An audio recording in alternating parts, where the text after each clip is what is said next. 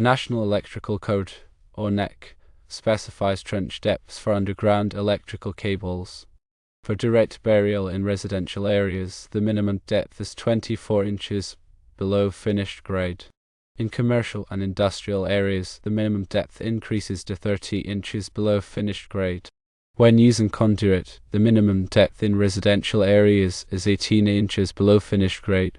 For commercial and industrial areas with conduit, the minimum depth is 24 inches below finished grade. It is important to consider several additional factors when determining trench depth. Firstly, frost line depth.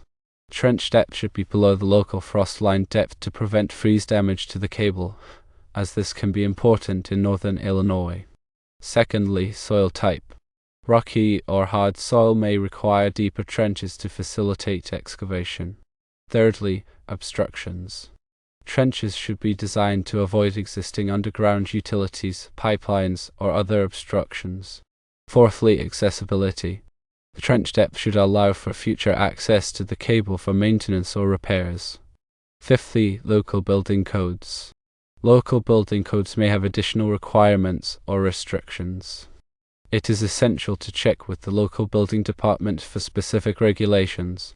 Specifically for a residential cable running from the transformer to the building, the depth should be a minimum of 24 inches below finished grade.